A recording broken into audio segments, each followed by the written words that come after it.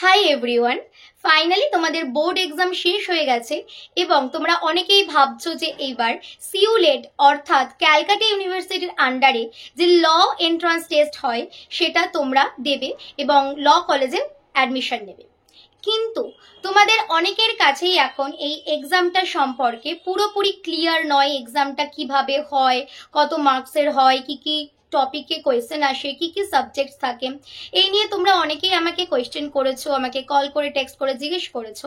তো তাই মনে হলো যে এই একটা ভিডিওর মাধ্যমে তোমাদের যদি কিছু ইনফরমেশন দিতে পারি, যদি সেটা কিছু হেল্প হয়।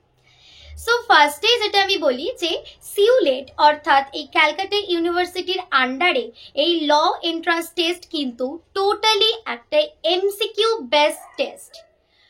টোটাল 100টা কোয়েশ্চেন থাকবে, প্রত্যেকটা কোয়েশ্চেনের মার্ক 1 মার্ক করে হবে।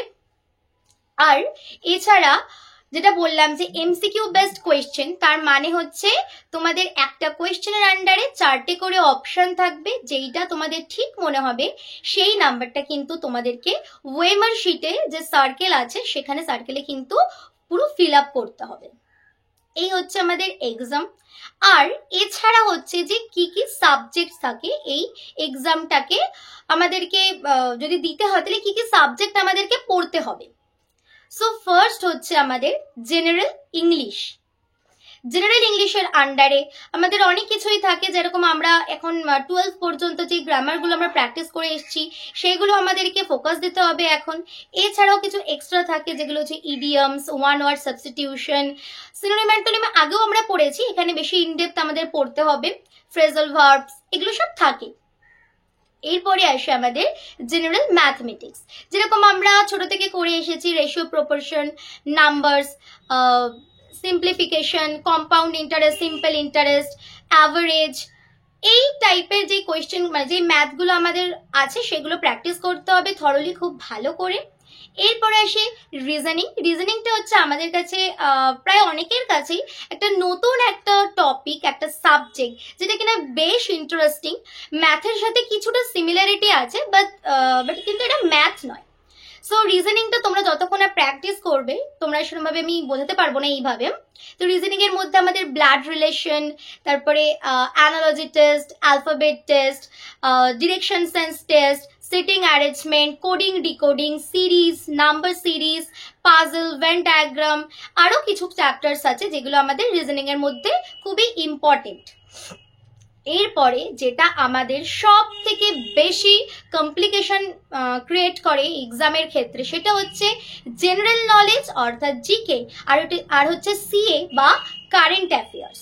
দেখো, জেনারেল নলেজ তার মানে বুঝতেই পারছো যে আমাদের কাছে কিন্তু জেনারেল নলেজ কিন্তু একটা হিউজ। সো জেনারেল নলেজ মিন তোমাকে সব কিছুই প্রায় পড়তে হবে। জেনারেল নলেজ কিন্তু পার্টিকুলার একটা মাত্র বই ফলো করে কিন্তু কোনো দিনই কমপ্লিট করা পসিবল নয়।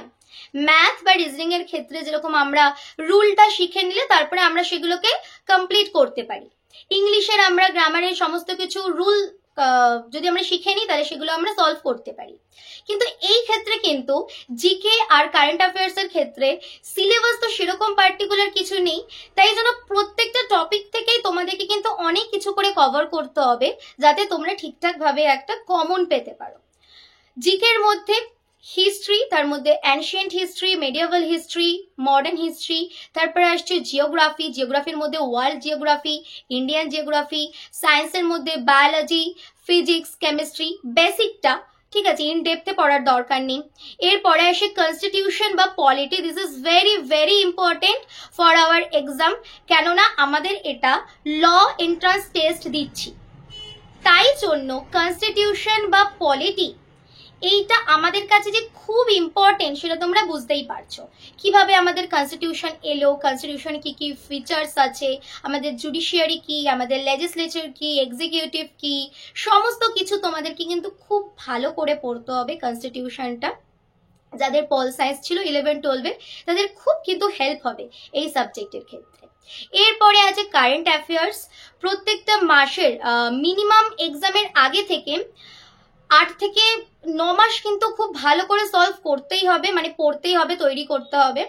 1 বছরেরটা ভালো করে তৈরি রাখতে পারলে খুবই ভালো, কিন্তু মিনিমাম 6 মান্থস বা 8 মান্থস করতে পারলে কিন্তু সেটা করতেই হবে অ্যাকচুয়ালি। কি কি নতুন পোর্টাল স্টার্ট হচ্ছে, নতুন যদি কোনো চিফ মিনিস্টার যদি কোনো স্টেটে যদি অ্যাপয়েন্টেড হন, তারপরে কোনো হাইকোর্টে যদি নতুন কোনো চিফ জাস্টিস, কোনো কান্ট্রিতে যদি নতুন কোনো প্রেসিডেন্ট বা কোনো প্রাইম মিনিস্টার, আরও যা যা কিছু ইম্পর্টেন্ট অ্যাপয়েন্টমেন্ট আছে সেগুলো খুব ভালো করে পড়তে হবে। এরপরে স্পোর্টস, নতুন নতুন কি স্পোর্টস হচ্ছে, সেই স্পোর্টসে কোন কান্ট্রি বা কোন টিম, কোন ক্লাব সেখানে উইনার হচ্ছে, তারপর কে কে নতুন নতুন অ্যাওয়ার্ড পাচ্ছে, এই টাইপের জিনিসগুলো কিন্তু খুব ভালো করে পড়তে হবে। তারপরে তোমরা এই কারেন্ট অ্যাফেয়ার্স এর জন্য অ্যাচিভার্স ম্যাগাজিন ফলো করতে পারো, this is very good one.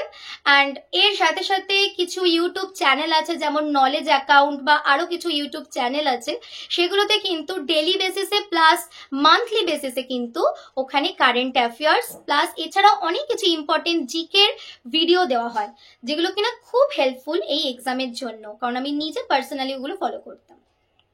তো জিকের টপিকও বলে দিলাম, কারেন্ট অ্যাফেয়ার্সও তোমরা কোনগুলো বেশি ফোকাস দেবে, কোথা থেকে পড়বে সেটাও বলে দিলাম।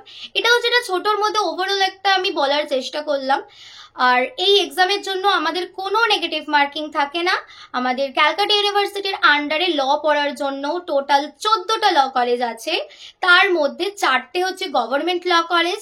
ফার্স্ট হচ্ছে ডিপার্টমেন্ট অফ ল, যেটা কিনা আমার কলেজ, আমি ডিপার্টমেন্ট অফ লতেই পড়ি, তোমরা অনেকেই জানো।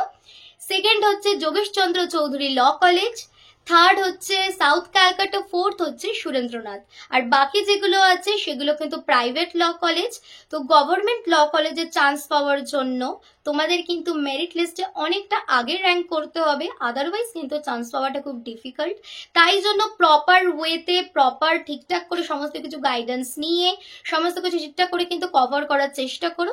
তোমাদের কাছে এখন যতটা টাইম আছে, মোটামুটি এখন হচ্ছে মার্চ মাসের প্রায় এন্ডের দিকে, এরপরেও এপ্রিল, মে, জুন, জুলাই, তো তোমাদের কাছে মোটামুটি 4 মাস টাইম আছে। অগস্টে মেনলি এক্সামটা হয়, তো এই 4 মাসের মধ্যে খুব ভালো করে প্রিপেয়ার করার চেষ্টা করো। আর এছাড়া যেটা আমি আজকে ভেবেইছি যে অ্যানাউন্স করব, সেটা যেহেতু তোমাদের অনেকের মধ্যে এই একটা ডাউট আছে যে এক্সাম নিয়ে, আর ইউটিউবের ভিডিওর মাধ্যমে সমস্ত কিছু আমি এই পারে বসে থেকে তোমাদের ডাউট ক্লিয়ার করতে পারবো না, আর সবসময় টেক্সট বা কলে সমস্ত কিছু ডাউট হয়তো কমপ্লিট করা যায় না। তো তাই জন্য আগামী 26 মার্চ আমি একটা ফ্রি ক্লাস কন্ডাক্ট করব, যেটা কিনা আমি আগের বছরেও করেছিলাম। তো সেইভাবেই কিন্তু এই বছরেও একটা ফ্রি ক্লাস আমি দেব, যেখানে কিনা কি কি সিলেবাস আছে, কিভাবে তোমরা আর কি পড়লে সেটা তোমাদের হেল্প করবে, সেটা সেলফ স্টাডি করো বা কোচিং ক্লাসে জয়েন করো, হোয়াট এভার যেটাই হোক। তো এক্সাম রিলেটেড যা যা কিছু আর কি জানার সেই ক্লাসে তোমরা জানতে পারবে। এছাড়া কিছু ইম্পর্টেন্ট জিনিস আমি সেদিনে তোমাদেরকে বোঝানোর পড়ানোর চেষ্টা করব, এটাই।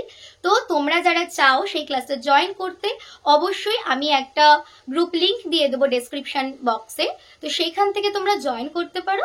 26 মার্চে আমার ক্লাসটা আমি রাখছি, টাইম এগুলো সব তোমরা গ্রুপে জয়েন করলেই জানতে পেরে যাবে। তো আশা করি ক্লাসটা জয়েন করলে তোমাদের যা যা ডাউট আছে সেগুলো আমি ক্লিয়ার করার চেষ্টা করব আমার বেস্ট দিয়ে। এছাড়াও আমি বলেছিলাম যে এপ্রিল মাসে থেকে আমার নেক্সট ব্যাচ সিউলেটের জন্য গাইডেন্স ক্লাসের, সেটা আমি স্টার্ট করে দিচ্ছি, অলরেডি অ্যাডমিশন চলছে। তো তোমরা যারা চাও সেই ক্লাসে জয়েন করতে, অবশ্যই আমার সাথে কন্ট্যাক্ট করতে পারো। Live class plus recorded class, study material, তারপর এক্সট্রা আরও doubt clearing class, mock test, সমস্ত কিছুই তোমরা কিন্তু ক্লাসে পেয়ে যাবে। সো আশা করি আমি যতটুকু বলার এই ভিডিওটাতে বলার চেষ্টা করেছি। এছাড়াও যদি আরো কিছু ডাউট থাকে তোমরা জয়েন করো গ্রুপে, আর ক্লাসে তোমাদের সাথে কথা হবে। ওকে, খুব ভালো করে সবাই পড়াশোনা করো, বাই।